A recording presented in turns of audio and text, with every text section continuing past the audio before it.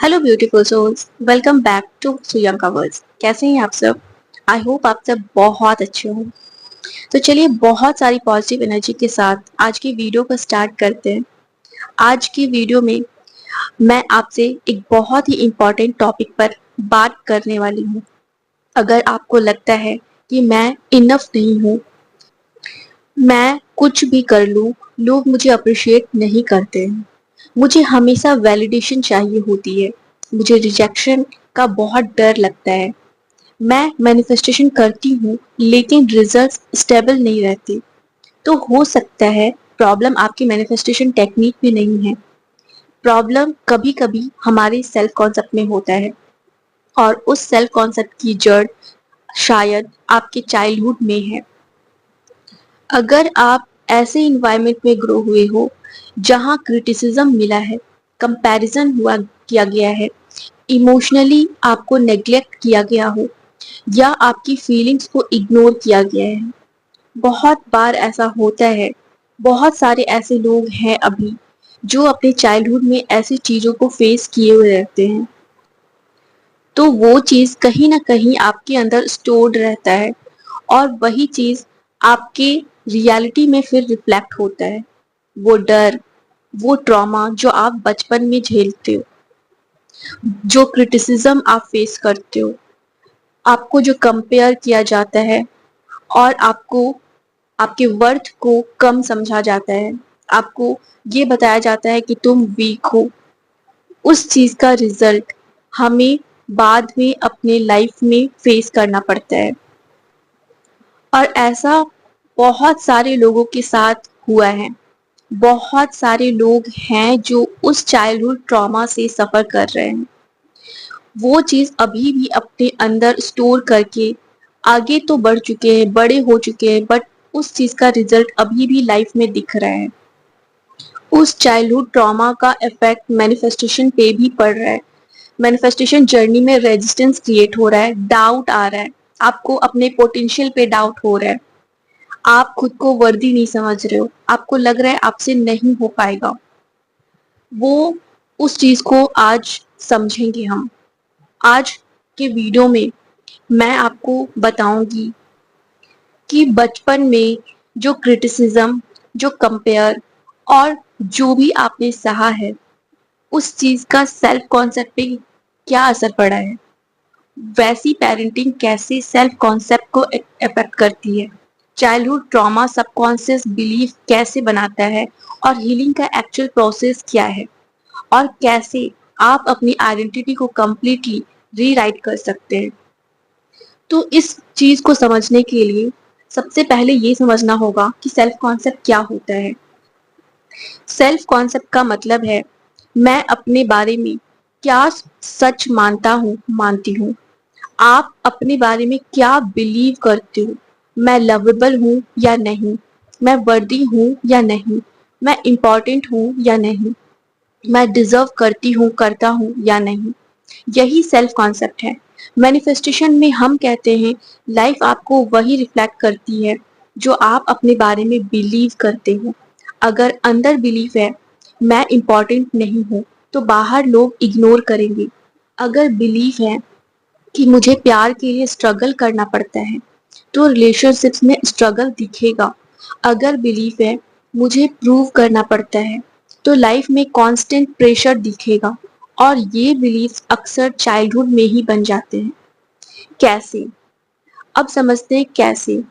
मैं एक बार क्लियर करना चाहती हूँ, हर पेरेंट इंटेंशनली इस तरीके से आपको नहीं ट्रीट करते हैं।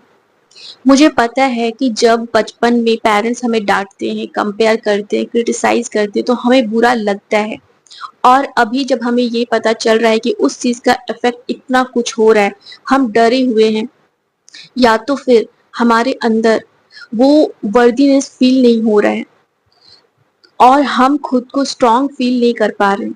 उसका इफेक्ट ऐसा हो दिख रहा है। गुस्सा आता है, पेरेंट्स को हम गलत समझते हैं, हमें लगता है कि पेरेंट्स हमारे साथ गलत किए हैं।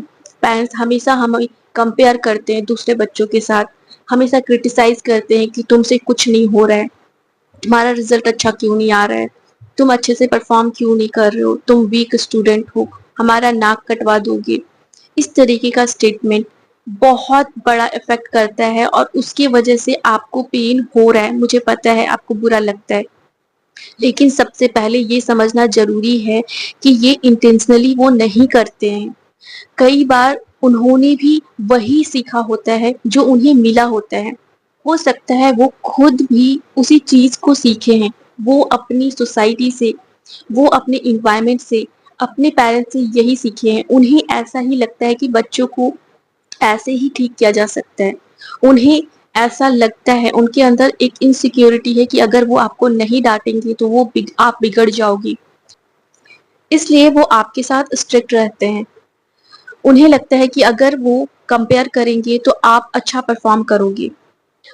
उन्हें लगता है कि अगर वो आपको डांटेंगे, वो आपको बोलेंगे कि तुमसे नहीं हो रहा है, तुम अच्छे स्टूडेंट नहीं हो, तुम कुछ भी अच्छा नहीं कर रहे हो, तुम हमारा नाक कटवा दोगी, ऐसा कुछ बोल के आपको बुरा लगेगा तो आप अच्छे से परफॉर्म करोगी, आप अपना बेस्ट दोगे, आप अच्छे बच्चे बनकर रहोगे। ये उनकी बिलीफ है, सिर्फ और सिर्फ उनकी बिलीफ। और जो वो सीखे हैं अपने इन्वायरमेंट से, जिस तरीके से वो दूसरे लोगों को देखते हैं कि दूसरे पेरेंट्स जैसे करते हैं या फिर उनके पेरेंट्स ने जैसा किया था, वो उन्होंने जो सीखा है उसके अकॉर्डिंग ही वो भी अपना काम कर रहे हैं।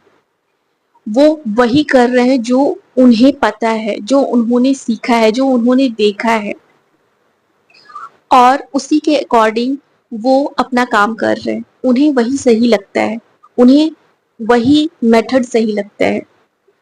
ठीक है, तो अब ये समझना जरूरी है कि ये सब जो सिचुएशन आपने फेस किया है उसकी वजह से कैसे आपका सेल्फ कॉन्सेप्ट बिल्ड हुआ है। सबसे पहला तो कांस्टेंट क्रिटिसिज्म। हो सकता है बचपन में आपने सुना हो, आपको बोला गया हो कि तुमसे कुछ नहीं होगा, तुम हमेशा गलत करते हो, देखो शर्मा जी के बेटे को। तो सबकॉन्शियस इस चीज को कैसे रिसीव करता है, सबकॉन्शियस इस चीज से सीखता है कि मैं इनफ नहीं हूँ। दूसरा सिचुएशन है इमोशनल नेग्लेक्ट। जब आप रोते थे और कोई नहीं सुनता था, जब आपकी फीलिंग्स को इम्पोर्टेंस नहीं मिलती थी, तब सबकॉन्शियस ने उससे ये सीखा कि मेरी फीलिंग्स मैटर नहीं करती हैं। तीसरा सिचुएशन कंडीशनल लव। अगर प्यार सिर्फ अचीवमेंट पर मिला, मार्क्स अच्छे आए तो प्यार मिलेगा, काम किया तो अप्रिशिएशन, तो सबकॉन्शियस माइंड ये सीख जाता है कि मुझे प्यार अर्न करना पड़ेगा। Fourth situation comparison. जब हमेशा किसी और से कंपेयर किया गया हो तो बिलीफ बनता है मैं जैसा हूँ वैसा इनफ नहीं हूँ, परफेक्ट नहीं हूँ, मैं जैसी हूँ वैसी परफेक्ट नहीं हूँ। और फिर ये बिलीफ अडल्टहुड तक साथ रहते हैं। आज शायद आप नोटिस करते होंगे कि आपको लोगों को प्लीज करना पड़ रहा है, हर किसी को खुश रखना पड़ रहा है, क्योंकि अंदर डर है अगर लोग नाराज हुए तो मुझे रिजेक्ट कर देंगी। ओवर थिंकिंग, मैसेज लेट आया, रिप्लाई नहीं मिला, और माइंड स्टोरीज बनाने लगता है क्योंकि अंदर डर है। वो चाइल्डहुड ट्रॉमा है। वैलिडेशन का एडिक्शन है। हर काम के बाद कंफर्मेशन चाहिए, क्या मैंने ठीक किया या नहीं, क्योंकि चाइल्डहुड में अप्रूवल नहीं मिला, सेल्फ वर्थ लो हो चुका है।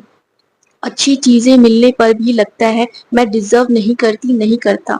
मैनिफेस्टेशन ब्लॉक्स हो रहे हैं। मैनिफेस्टेशन करते वक्त अफर्मेशन बोलते हो आई एम वर्दी, लेकिन सबकॉन्शियस कहता है नहीं, इसके रेजिस्टेंस क्रिएट हो रहा है।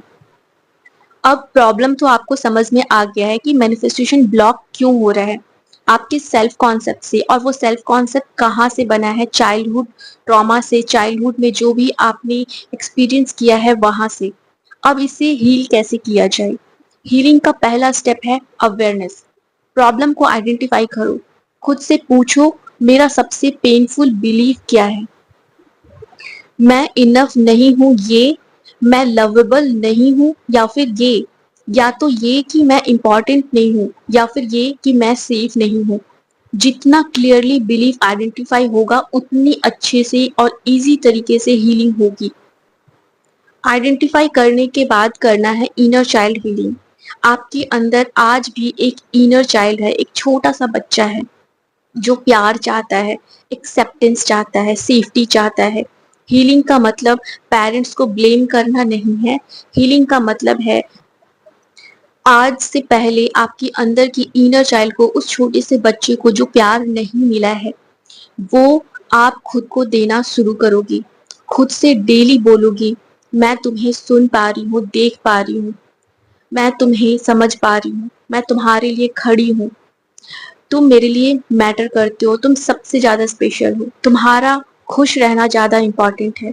इस तरीके से सेल्फ टॉक करना, अपनी इनर चाइल्ड से बात करना। एज अ गर्ल मैंने बोला है, आप अगर बॉय हो तो अपने तरीके से आप बोलोगी।